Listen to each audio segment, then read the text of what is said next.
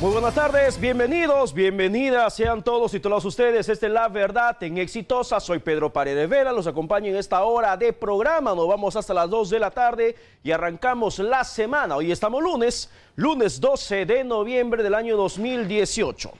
Y estamos precisamente ya desde primeras horas de la mañana con la información respecto a la denuncia que en cierto modo, o la investigación, el proceso ya que se está abriendo en contra del fiscal José Domingo Pérez tras sus expresiones bastante, pero preocupantes, valgan verdades, bastante lamentables, cuando terminó llamando guerrillas, que habló de una guerra civil que se habría dado en el Perú en el marco de este conflicto armado que se habría suscitado contra este grupo criminal terrorista que no eran guerrilleros de Sendero Luminoso. Esto ha conllevado a todo un sinfín de especulaciones que es lo que podría suscitarse en contra del fiscal José Domingo Pérez, y como sabrán ustedes, hay una clara posición desde la Fiscalía de la Nación, desde el señor Pedro Chávarri, respecto al rol que viene jugando José Domingo Pérez. Y aquí precisamente los estudios de Exitosa, en esta misma mesa, en entrevista con el periodista Nicolás Lucar, había señalado que es potestad de él mantenerlo, sacarlo, y que mientras cumpla con su chamba va a seguir al frente. Por otra parte,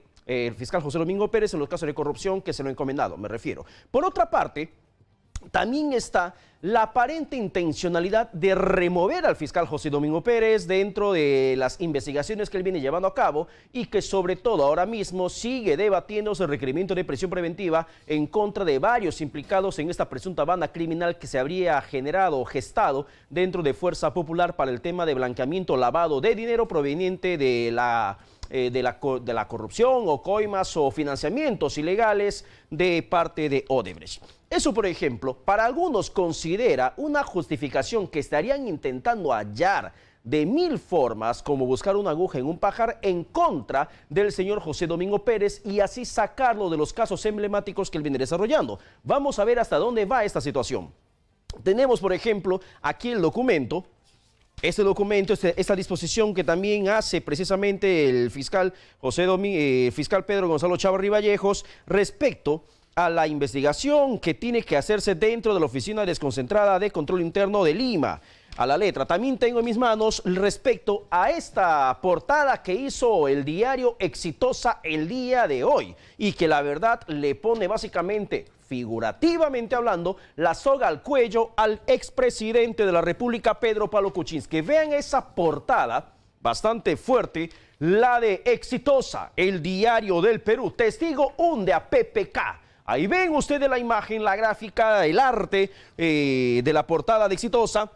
La imagen de Pedro Pablo Kuczynski y el congresista Moisés Mamani, el que con el reloj que quizá aparece en la imagen terminó grabando la reunión que sostuvo en una terracita. El testigo protegido complicó a PPK en caso de compra de votos, básicamente dice la portada, y señala que la cita se habría dado en la terracita del primer piso de la residencia del expresidente para negociar su voto y salvarlo de la vacancia. Esa es la portada, por ejemplo, que tenemos aquí, y eso es también lo que ha conllevado luego a esta crítica con una carga bastante política por parte de la vicepresidenta del país, la señora Mercedes Arauz, también congresista oficialista de la bancada de Peruanos por el Cambio, que ha sido precisamente la que daba ese respaldo popular en ese cargamontón que se hacía contra el señor Kuczynski, mientras Martín Vizcarra se encontraba en la congeladora, figurativamente hablando, de Canadá, en ese exilio político obligado que habría sido enviado tras el escándalo Chinchero.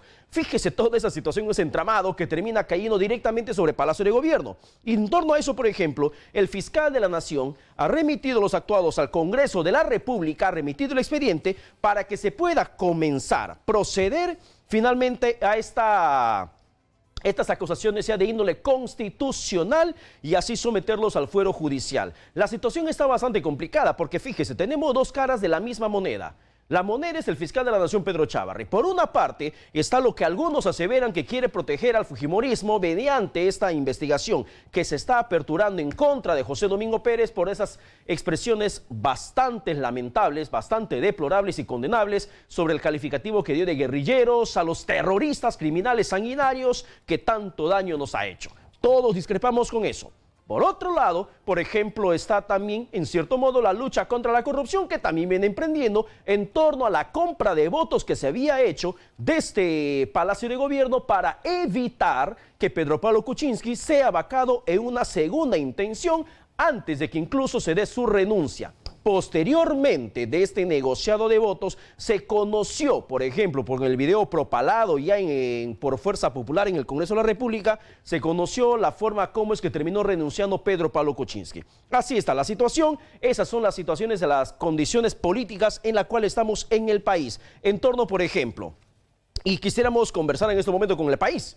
Así que habilitamos líneas telefónicas. ¿Qué es lo que opina sobre esta situación bastante rarecida que seguimos padeciendo? Pero ahora tenemos en el ojo de la tormenta o bajo el ojo público directamente al Ministerio Público, al fiscal de la Nación, Pedro Chávarri. Reitero, por una parte está Chávarri en este supuesto intento de sacar del camino a José Domingo Pérez, y por otro lado también está Chávarri en estas acusaciones constitucionales en contra del exmandatario Pedro Pablo Kuczynski. Para muchos es un haz de cal y otras de arena, para muchos es un tema de lucha implacable contra la corrupción y para otros simplemente es una forma de aparentar una situación de lucha contra la corrupción. Nos vamos en estos momentos, antes de conversar con el país, con Álvaro Tapia hasta Palacio de Gobierno, donde precisamente se viene desarrollando esta visita de los Reyes de España. Álvaro Tapia, te escuchamos, buenas tardes.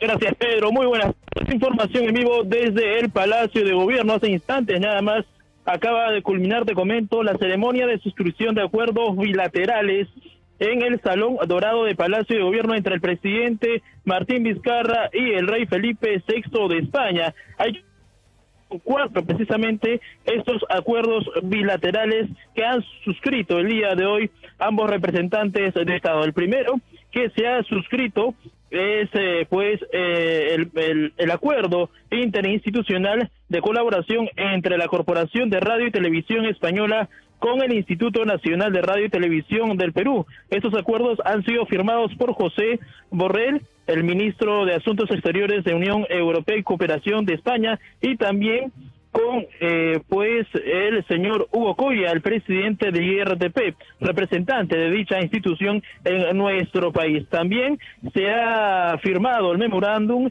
de entendimiento entre el Ministerio de Defensa del Perú y el Ministerio de Defensa del Reino de España en el campo de la colaboración en armamento y también material de defensa.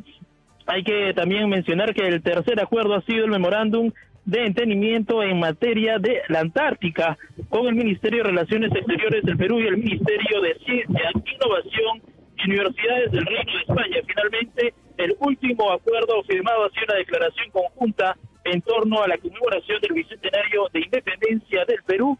Esto ha sido firmado entre el ministro de Relaciones Exteriores de nuestro país, Néstor Bocolicio, con el ministro de Asuntos Exteriores de España. Estamos hablando en este caso que han sido entonces 4 los acuerdos firmados el día de hoy, un acuerdo internacional, en este caso que llega entre Perú y España, un acuerdo bilateral.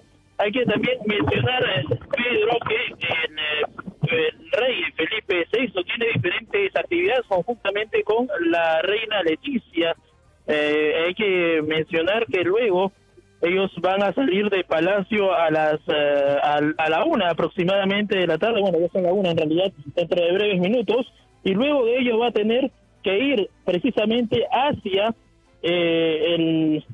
la Municipalidad de Lima, donde se le van a rendir los honores respectivos. Luego de ello van a darle las llaves de la ciudad en un reconocimiento que le va a dar precisamente el señor Luis Castañeda Alosio. Luego también de ello va a tener que ir hacia el Congreso de la República, donde va a ser recibido por los parlamentarios de nuestro país y va a tener una reunión en privado con el presidente del Congreso, Daniel Salaverry. Finalmente, tiene también previsto reunirse con el presidente del Poder Judicial, con quien va a tener una audiencia en privado. Mientras tanto, la reina Leticia va a estar en el Ministerio de la Mujer, va a conocer de cerca el trabajo de los centros de emergencia mujer que se tiene en dicho ministerio. Estas son las actividades, entonces, 4 acuerdos ya han sido firmados el día de hoy en esta relación bilateral En su breve declaración en conferencia de prensa, el rey de España, Felipe VI, ha mencionado que viven un buen momento en la relación bilateral entre Perú y España. Esto lo ha ratificado y también pues el presidente de nuestro país, Martín Vizcarra, lo ha reiterado. La información entonces que se tiene desde Palacio de Gobierno, informa Álvaro Tapia para Éxitos. Gracias Álvaro por la información compartida, 1:19 p.m. y retomando el caso del fiscal de la Nación, Pedro Chávarri, lo que viene dándose, reitero, hay dos caras de la misma moneda, la moneda que se llama Chávarri Vallejos. Esta denuncia, por ejemplo, esta investigación que se está aperturando en contra del fiscal José Domingo Pérez, nada bien le hace la institucionalidad. Amerita, por ejemplo, unas expresiones salidas de todo contexto, una investigación. Pareciera ser que se está buscando un chivo expiatorio para que de esta forma se le pueda sacar de carrera en las investigaciones que está desarrollando el fiscal de la Nación, Pedro Chávarri. Y además, entendiendo la flor que ahora le viene lanzando el expresidente del país, Alan García, respaldando su trabajo, y eso nos conlleva una preocupación de que pueda terminar siendo presa el señor Chávarri de estos entramados políticos que nada bien le están haciendo a la autonomía del Ministerio Público. Estamos en la comunicación telefónica con el congresista Humberto Morales, vicepresidente de la Comisión Lavallato, y porque desde el Frente Amplio van a presentar de todas las formas este informe de minoría, donde incluyen a Alan García, precisamente estamos hablando de él, a Alan García Pérez, lo mismo que a Keiko Fujimori, dentro de estos acusados, investigados, que ha determinado la Comisión Lavallato, y que de esta forma también se pueda comenzar a destapar más cosas en torno a estos dos personajes políticos presuntamente blindados en la comisión de Rosa Bartra. Congresista Morales, buenas tardes, bienvenido a Exitosa. Buenas tardes, Pedro, muchas gracias por comunicarse con nosotros. El informe básicamente no ha sido admitido dentro del Pleno del Congreso, pero ustedes, ¿bajo qué contexto van a presentar este informe que no ha sido aprobado en el Congreso, congresista Humberto Morales? Mira, primero, el informe en minoría es un informe que está en el marco de los artículos 70 y 71 del Congreso de la República, y que en ese marco es el derecho de las minorías. Fue presentado al Congreso de la República y eso no necesita ser admitido o no. Y de acuerdo a el reglamento también del Congreso, solo se debate el informe en minoría si se desestimara el informe en mayoría, que no ha ocurrido, por cierto, ¿ya?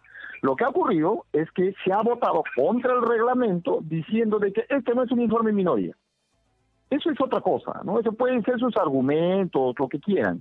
Un informe en minoría fue presentado en el marco del reglamento. Hasta ahí hemos llegado. La otra parte es que, por supuesto, nosotros como parte de nuestra decisión y que ha sido desde el inicio, desde que entramos a la Comisión Lavallato, tenemos que hacer la denuncia.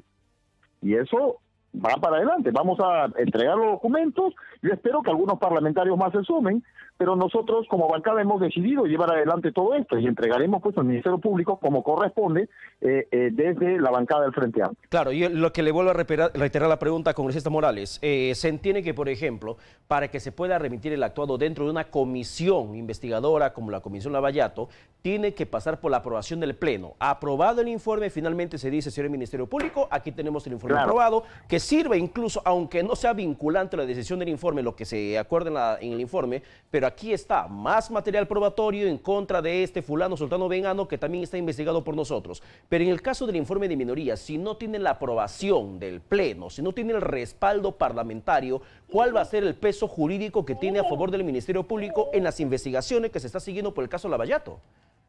Claro, o sea, no lo va a enviar el Congreso, pero lo vamos a enviar desde la bancada del Frente Amplio.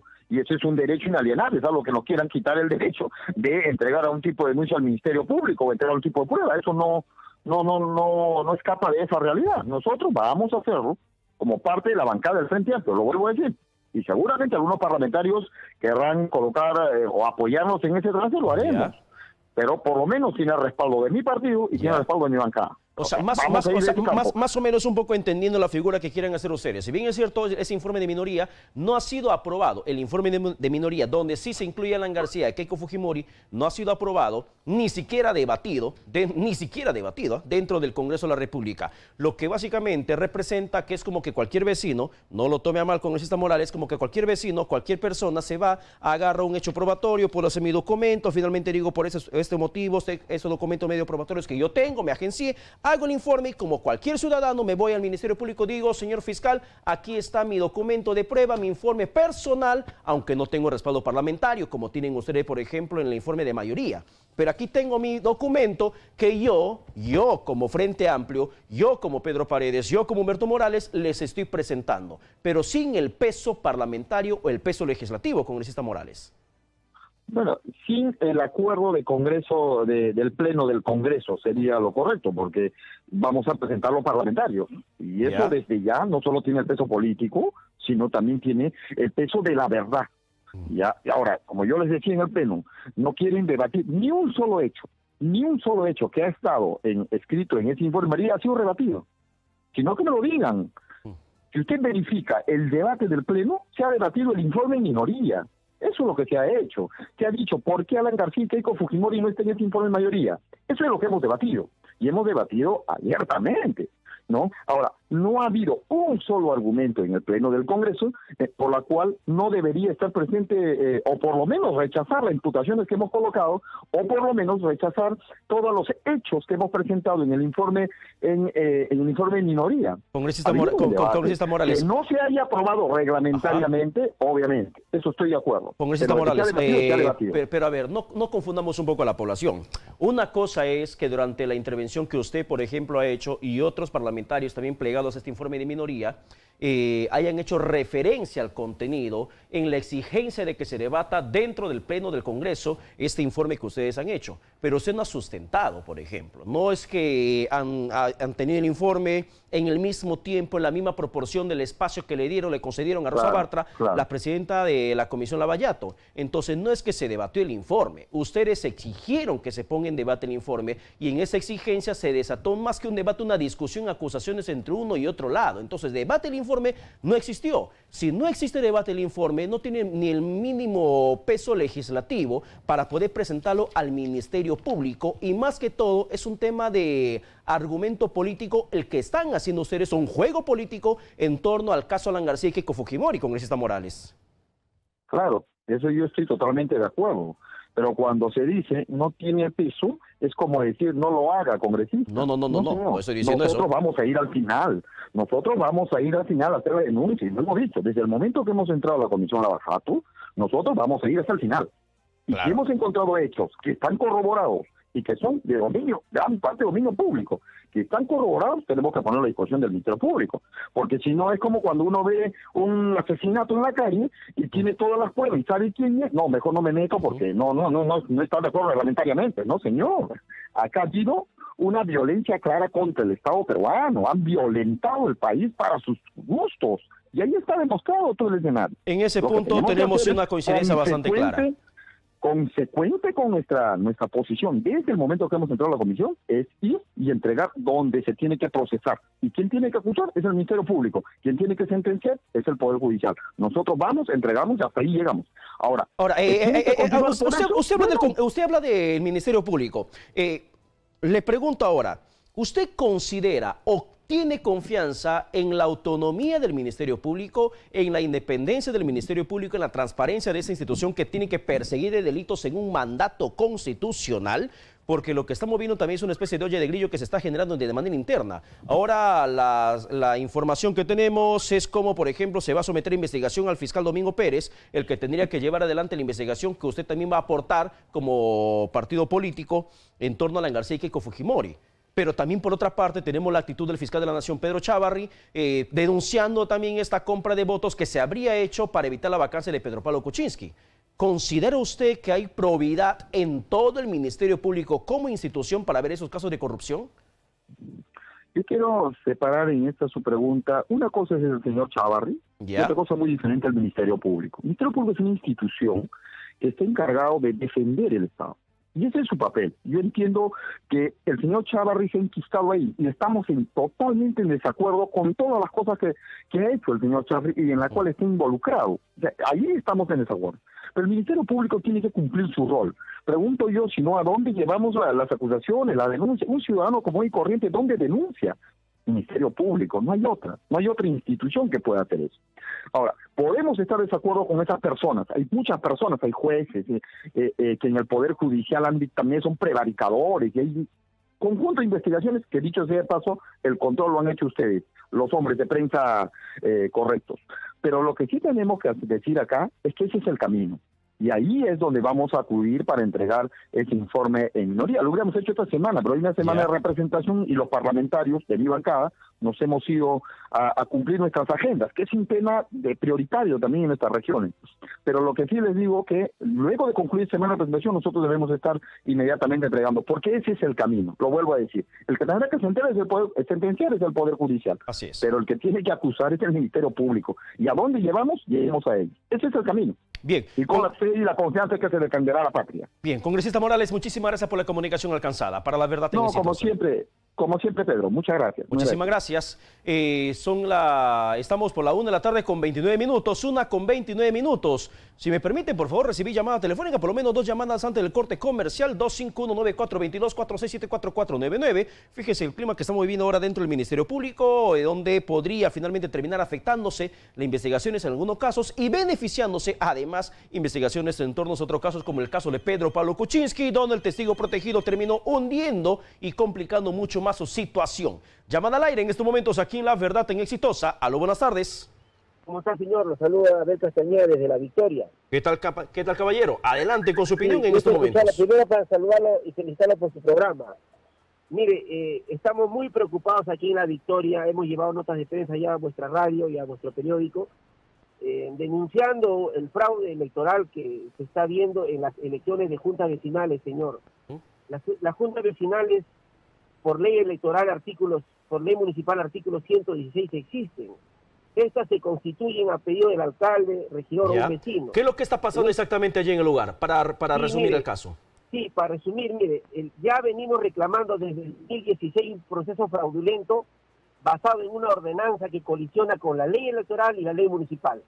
No obstante de haber presentado en su oportunidad un expediente con 184 folios, hasta ahora no hay respuesta. No obstante a ello, señor, han convocado a elecciones para 2019-2020 con la misma ordenanza 056-2008 que colisiona, repetimos, con la ley electoral y la ley municipal. Y lo más grave, han convocado como fecha de inscripción el 1 de noviembre hasta el 7 de noviembre, cuando ha sido feriado. El día 2 se declaró feriado y no han prorrogado, no han comunicado ningún tipo de prórroga. Vamos a ver qué es lo que termina decidiendo la municipalidad, que es precisamente el ente encargado de ver ese tema de elecciones en juntas vecinales. 1 de la tarde con 31 minutos, gracias por la llamada telefónica.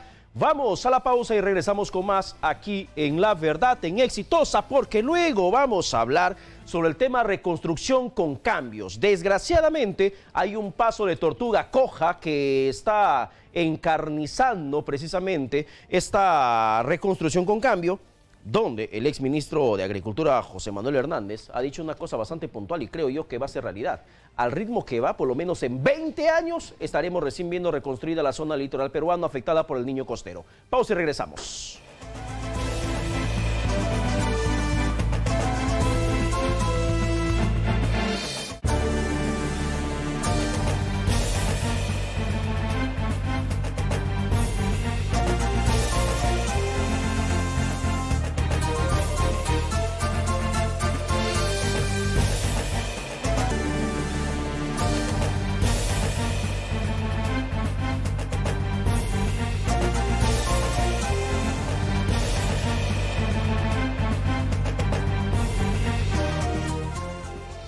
Una de la tarde con 34 minutos. En estos momentos estamos en información con nuestra compañera Erika Rado en la noticia. Erika, buenas tardes, te escuchamos. Gracias. Información en vivo desde el Congreso de la República. Declaraciones del parlamentario Mauricio Mulder, precisamente consultaba acerca de esta denuncia que va a interponer Rosa Bartra en contra del juez Carhuancho y el fiscal Pérez por los documentos que dijeron que se había encontrado en la casa de Silva Checa.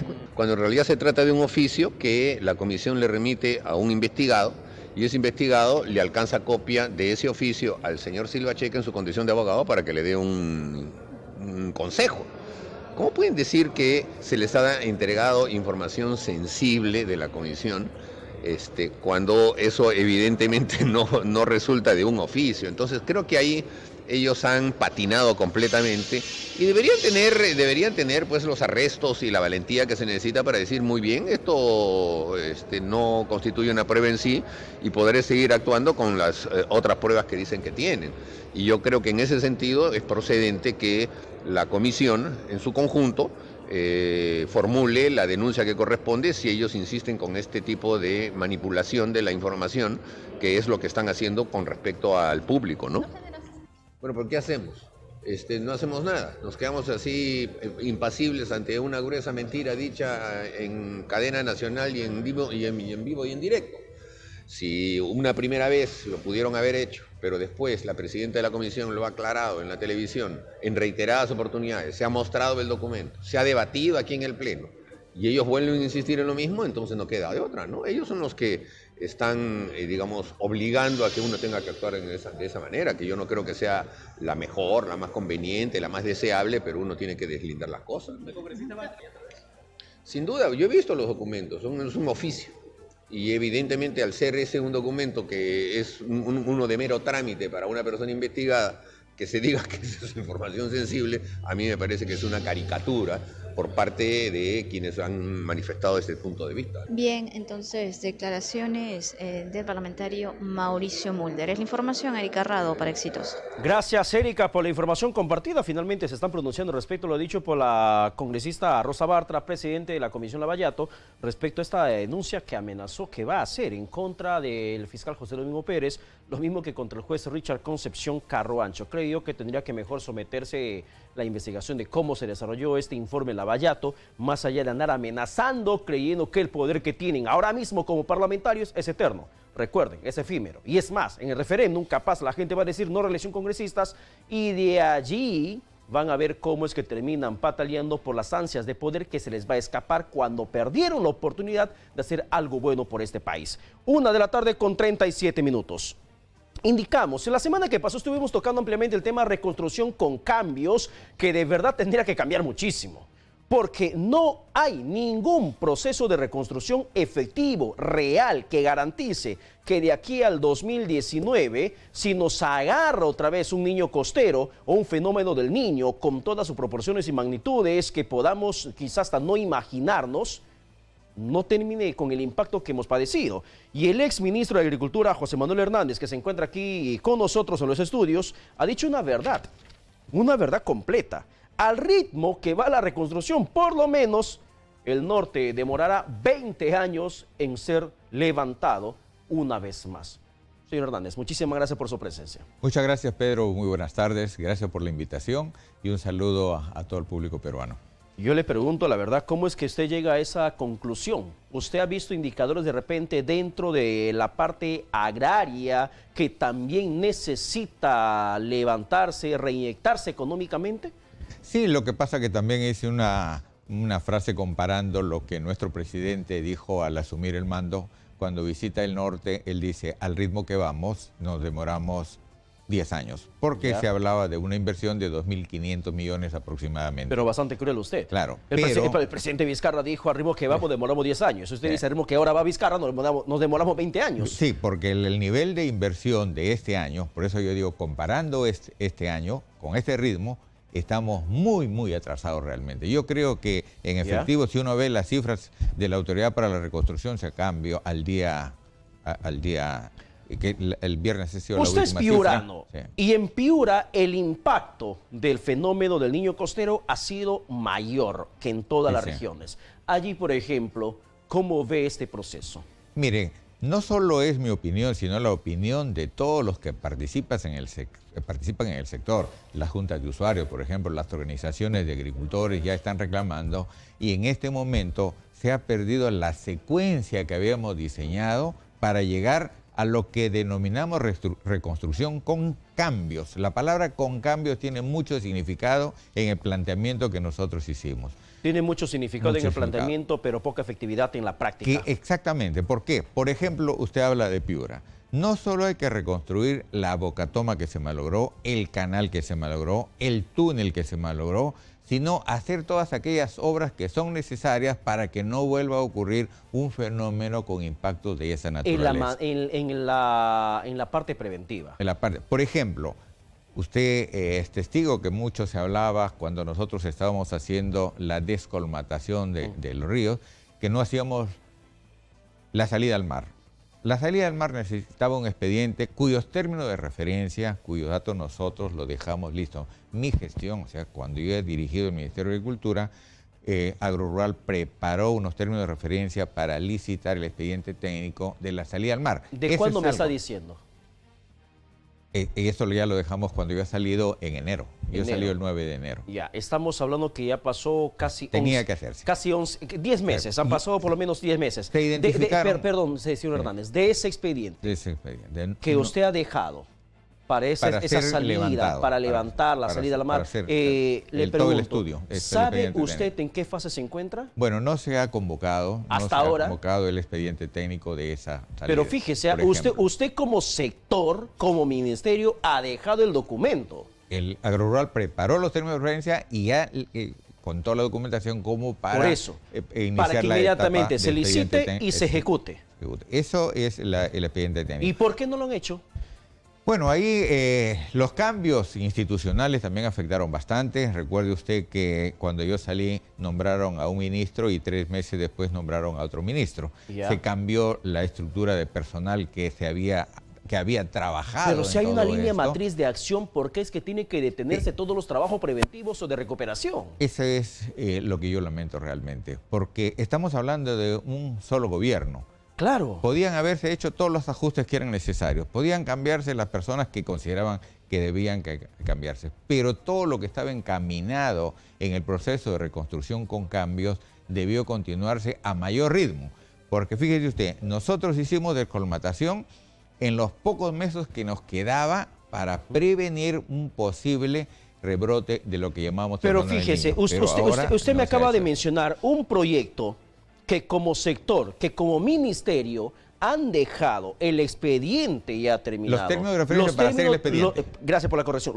El TDR para hacer el expediente, pero eso lo tienes que hacer inmediatamente. Exactamente. No lo vas a esperar 10 meses. ¿Cuánto tiempo más va a pasar? Y mientras tanto la reconstrucción, así como en Piura, en La Libertad, en Tumbes, en Ancash, en las regiones golpeadas por el Niño Costero, van a seguir esperando. Igualmente se identificaron todos los puntos críticos del río donde teníamos que reconstruir los bordes, los diques. Ustedes han visto los diques que son tan grandes. También se identificaron aquellas obras nuevas que eran necesarias, porque ya no solo esto se trata de descubrir la pólvora a estas alturas. Ya muchos años atrás se había dicho que había que construir presas en la parte media y alta del río Piura. El río Piura no tiene presa, no es regulado el río Piura. Y ahí, por ejemplo, tampoco se ha avanzado en eso. Bueno, que son las cosas de cambio que se decía. Las cosas nuevas. El cambio tiene que haber internamente, porque valgan verdades, no está funcionando, más allá de la bonita palabra, el bonito nombre que le han puesto a este proceso, además de autonomía financiera que le otorgaron. Sí. Pero le pregunto, señor Hernández, usted no menciona que una de las primeras causas por las cuales no avanza el proceso de reconstrucción son los cambios constantes que vienen dándose dentro del sector. Obviamente eso lleva a una deficiente gestión. Claro, pero ¿cómo creerle, por ejemplo, cuando el encargado de este programa de reconstrucción con cambio, Edgar Quispe, menciona que se va a reunir el día de mañana con alcaldes de Piura y ha mencionado que el cambio de gestión municipal no va a afectar el proceso? ¿Se puede tomar como cierta esa expresión?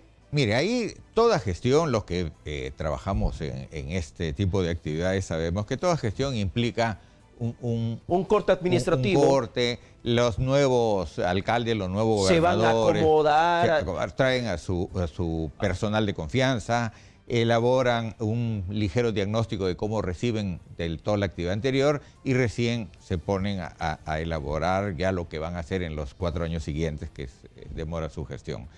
Evidentemente, el sector a nivel nacional, sector agricultura, vivienda, transportes, sigue sus mismas políticas y en este caso la Autoridad para Reconstrucción con Cambios tiene un plan, un programa ya elaborado que tiene que continuar. No solo es necesidad del señor Quispe, sino necesidad de todos los peruanos de que no se paralice lo que ya se está efectuando. Pero el problema, ¿qué es? ¿El alcalde del distrito de la provincia, el gobernador de una región o es la burocracia del proceso de reconstrucción con cambio? La gestión que está en este momento muy baja en términos de ejecución presupuestal es en todos los niveles. Fíjese, hoy día ha salido ya la publicación, digamos, periodística de lo que nosotros vemos todos los días. Uno entra al MEF y tiene todos los días la información de cuánto se está gastando. En promedio tenemos menos de 50%. Por ejemplo, el Ministerio de Agricultura tiene 42% de ejecución de inversiones. En ejecución presupuestal estamos un poco más de 50%. Y ya nos están faltando 2 meses, escasos 2 meses. Entonces, si nosotros no aceleramos, entonces no vamos a reconstruir nada, ni siquiera a mediados del 2019. Fíjese usted, probablemente se convocan los planes maestros que dice la autoridad que tienen que efectuarse primero a nivel de cada uno de los valles. Sarumía, Tumbes, Piura, Chire, etcétera, etcétera. ¿Eso cuánto va a demorar? 6 a 8 meses. Y luego va a terminar en perfiles. Y esos perfiles, ¿recién cuándo? Julio, agosto, septiembre del próximo año. Ahí recién se van a efectuar procesos para elaborar los expedientes técnicos y las obras. Elaborar expedientes técnicos, imagínense, en esos momentos ya estamos prácticamente terminando el 2019. El expediente técnico de obras de esa naturaleza puede demorar entre 4 a 6 meses. Suponga 4 meses. En 4 meses ya se pasó todo el 2019 y estamos prácticamente hablando de marzo ¿2020? Del 2020. Entonces, a eso yo me refiero. Si nosotros, como país, todos los sectores, en el caso de agricultura, se hubiera continuado con el plan, ¿no? Ya habíamos dejado cuáles eran las obras críticas. Habíamos elaborado una propuesta de expedientes técnicos para el 2018, terminado que no se ha concluido. De tal manera que el segundo semestre del 2018 empezaba la reconstrucción de las obras definitivas. En el tema de obras críticas, ¿cuántas obras críticas, valga la redundancia, han identificado ustedes en su momento? En el caso de...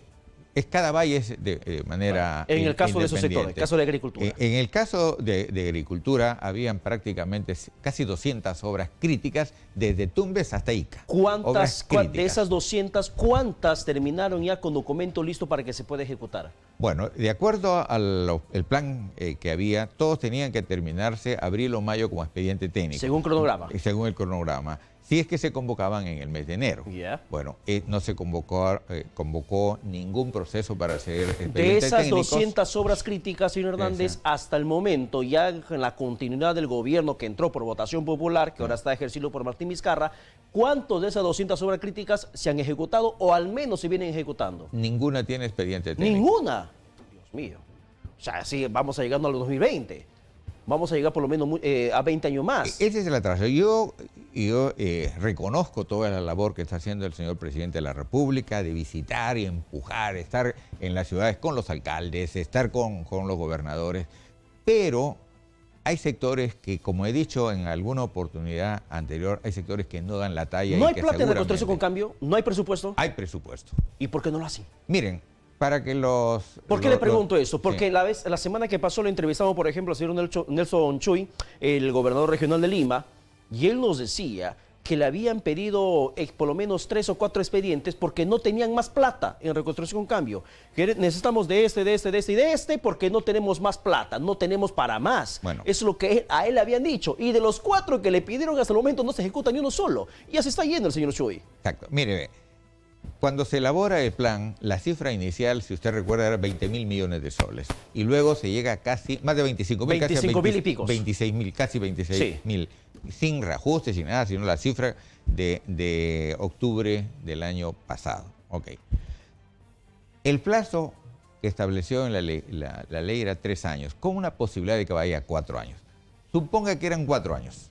Si uno divide los 26.000 millones entre los 4, sabe que tiene que invertir en promedio entre 6 y 7 mil millones de soles por año. Y agilizar las normas para que se pueda inyectar la parte económica, se ejecuten los proyectos. Si usted ingresa al portal del Ministerio de Economía y Finanzas, a la información que se llama ahí los datos amigables, y vea cuánto ha devengado la Autoridad para Reconstrucción de Cambio están hoy en 633 millones. De 5.000 millones de soles presupuestado para este año. Exactamente. Pero hay una situación bastante complicada, por ejemplo, para los de Reconstrucción con Cambio. La información del MEF te dice que solamente ejecutado el 13.2% de ese presupuesto. Información del Fondes dice que se ejecutó el 23%, pero se contacta nuestra productora Tania Medina con personal de Reconstrucción con Cambio, pidiéndole la explicación y además queriendo conocer qué es lo que van a hacer. Dicen que primero quieren que nos rectifiquemos, que ampliemos la información para que den su versión, porque no es 13%, sino 26%. Y que es un tema de mala cifra, mala información, mala lectura que dimos, no lo sabemos. Lo cierto es que apenas poco más de 600 millones de soles 633 están registrados. De los 5.000 presupuestados para este año se han ejecutado. O sea, no es nada. La consulta amigable es una información oficial. Y esa consulta amigable la publica el Ministerio de Economía y la Finanzas. hemos publicado aquí en La Verdad en Exitosa. Y está en esa consulta amigable son 633 millones y más, lo que significa 13.2%, si mal no recuerdo. Eso es lo que aparece ahí. Ahora bien, que hay posibilidades de gastar 1.200 a 1.300 millones, esa es otra cosa. Pero hasta lo que está registrado hay 633, que es la que no se ejecutó más. Que no se ha ejecutado, de los 5.000 y pico. Una cosa es transferir y otra cosa es devengar, es ejecutar. Claro. Nosotros podemos transferir, el Ministerio de Agricultura puede transferir, por ejemplo, a proyectos de riego a los alcaldes 150 millones de soles. Pero si le hace el seguimiento y usted ve si es que eso ya se ejecutó. Para el Ministerio de Agricultura, una transferencia inmediatamente lo carga como ejecutado. Pero a nivel local, si uno verifica, cero ejecución. Así es. Entonces, esas son situaciones en Lima, por que ejemplo, en Lima región, por ejemplo, la ejecución es 0%. No hay ni un solo centavo hasta el momento que se registre como monto ejecutado en el tema de Reconstrucción con Cambios. Y eso, con toda la tecnología ahora, ya no se puede estar elucubrando y diciendo podría ser, no puede ser. No. Eso es lo que está ahí, es oficial. Es oficial. Si eso no es correcto, que las entidades oficiales la corrijan. Y además las pruebas están a la vista y al alcance de todos en las zonas afectadas por el Niño Costero, donde desgraciadamente la tragedia se sigue respirando de manera fuerte porque no hay cuándo siquiera se comience la reconstrucción como tal. Pero Señor, mire, para terminar. Sí, pero mire, supóngase que no es 13, sino es 20 o 25. ¿Cuántos meses faltan? Así sea 30%, estamos hablando del presupuesto para este año que no se está ejecutando. Es una ineficiencia, ineficacia. Por eso yo estimo que podemos devengar 1.200 a 1.300 millones hasta diciembre. Si se agiliza. Hasta diciembre, contando desde enero. O sea, bien. Señor José Manuel Hernández, muchísimas gracias por su presencia. Gracias a ustedes y mire, yo realmente manifiesto esta preocupación.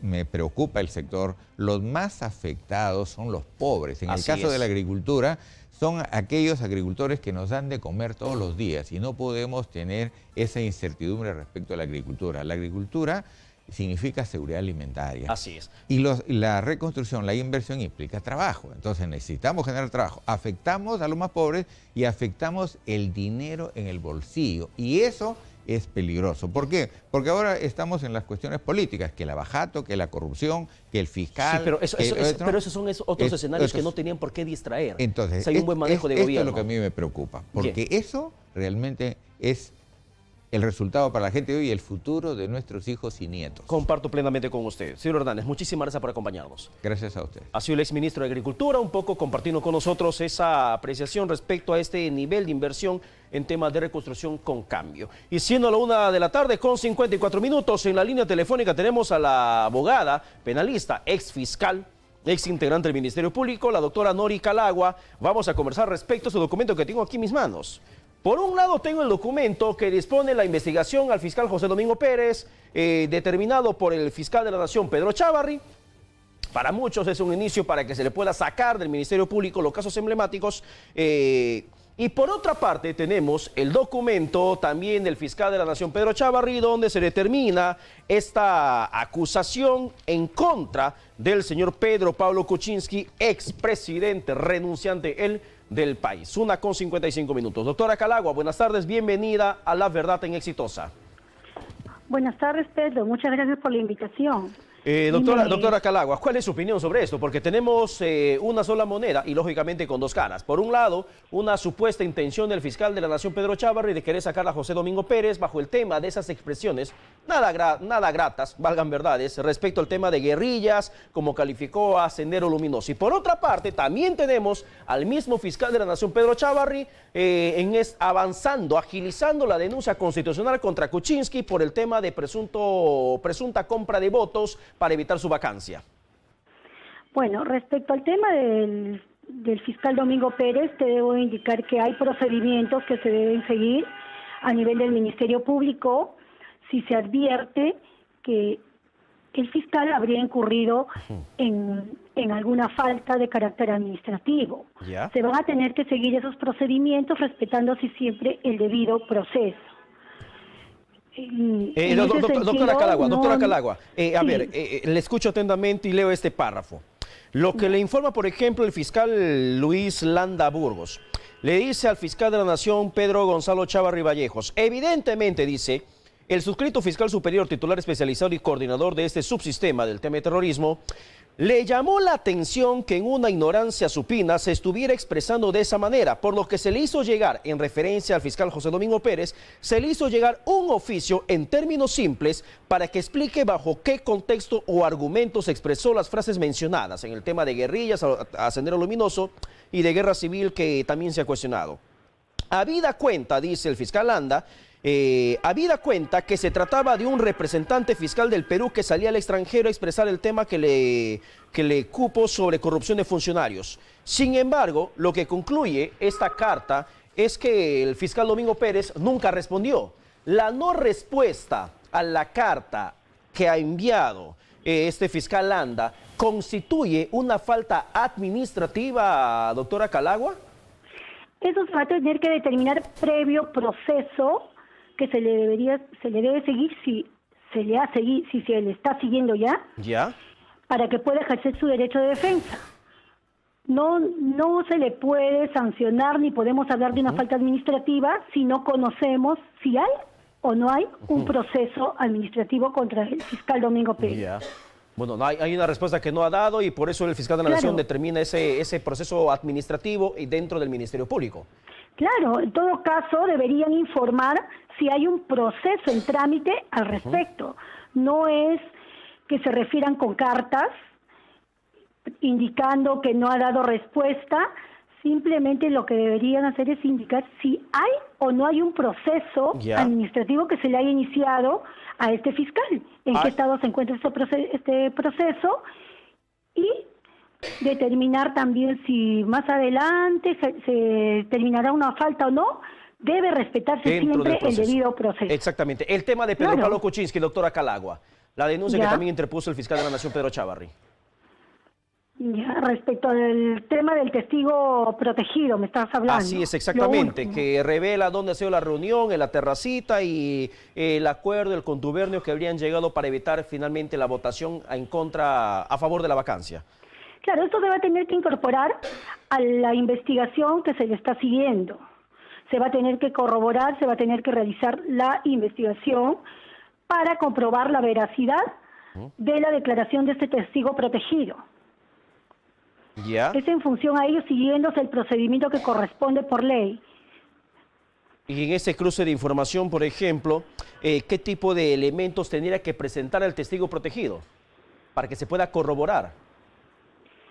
Bueno, no es tanto que el testigo protegido aporte o presente, es el Ministerio Público el que debe realizar esa labor de corroboración, de comprobación de estos hechos, porque nadie puede de buenas a primeras venir e indicar y realizar afirmaciones. Estas afirmaciones se tienen que comprobar. Acá se habla de un ofrecimiento de obras públicas a cambio de que no apoye el segundo pedido de vacancia. Exactamente. Exactamente, acá se van a tener que llamar a las personas involucradas en ello. Ya, en el entendido legal, doctora Calagua, para entender y para terminar, en el entendido legal, el solo hecho de que no se haya finalmente realizado ese compromiso de ejecución de obras tras la renuncia de Pedro Pablo Kuczynski, la no realización del acuerdo, como se señala, termina limpiando, evitando una acusación mayor sobre el expresidente y sobre los demás implicados? Mire, acá no estamos hablando, no se ha concretado el hecho propiamente. Así no es. se ha concretado el supuesto ilícito, no se ha concretado. Entonces, estamos hablando de un hecho que es la ideación, y por la ideación y esa ideación, ¿con qué se pretende aparar? Con la declaración de un testigo protegido. Entonces, no estamos hablando de un hecho consumado. Pero al no ser consumado, ¿termina eximiendo de toda culpa a los investigados? Primero que nada, deberíamos demostrar que realmente se ha realizado ese ofrecimiento, que se ha dado ese ofrecimiento a cambio de la compra de votos. Bien. Para poder referirnos si existe o no una supuesta tentativa. Bien, doctora Nery Calagua, muchísimas gracias por la comunicación telefónica. Ok, gracias. Bien, muchísimas gracias. Hemos llegado a la parte final del programa. Quisiéramos seguir excediéndonos en el tema, pero vamos finalmente a retirarnos y luego vamos a seguir con esos temas en los días siguientes, porque si no, de alguna tiene para rato. Nos despedimos. Conmigo será el día de mañana. Con su permiso, que Dios lo bendiga.